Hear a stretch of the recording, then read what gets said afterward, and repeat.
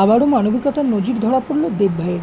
মুর্শিদাবাদ জেলার কান্দি মহকুমার বড়োয়া ব্লকের অন্তর্গত গোদাপাড়া এলাকায় শহীদ আলীর স্ত্রী তার স্বামী বহুদিন আগে মারা গিয়েছেন। তাকে দেখাশোনা করার মতো কেউ নেই। আর্থিক অবস্থা অচল হয়ে পড়েছিল এবং এই কথা দেবভাইয়ের কানে পৌঁছতেই দেবভাই দিল্লি গ্রুপের সদস্যদের মাধ্যমে তাকে 1 মাসের রেশন সামগ্রী এবং ওষুধের জন্য নগদ 1000 টাকা পাঠিয়ে দিলেন। আর এই ব্যবস্থা করতেই কার্যত সাধুবাদ কুড়িয়ে নিলেন দেবভাই এলাকার শুভবুদ্ধি সম্পন্ন মানুষদের কাছ থেকে। সেই আমরা এখানে দিতে এসেছি গোদাপাড়ায় শেখপাড়াতে লালনের মা। দাও পয়সাটা দাও, সবই যদি বইলে দিই।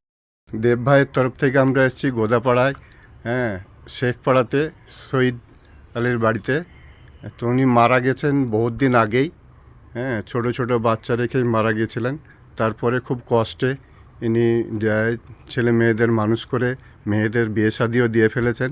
কিন্তু এখন শরীরের অসুস্থতার কারণে আজকে দেব ভাইয়ের কাছে অসুস্থতার কারণে দেব ভাইয়ের কাছে ওষুধ এবং কিছু রাশনের দাবি করেছিলেন। তো সেই দেব ভাই আমাদের এখানে গোদাপাড়া শেখপাড়ায় ওনাকে এই 1 মাসের রাশন এবং 1000 টাকা ওষুধের জন্যে দিয়ে পাঠিয়েছেন। সেইটা আমরা এখানে দিতে এসেছি দেব ভাইয়ের তরফ থেকে গোদাপাড়ায়।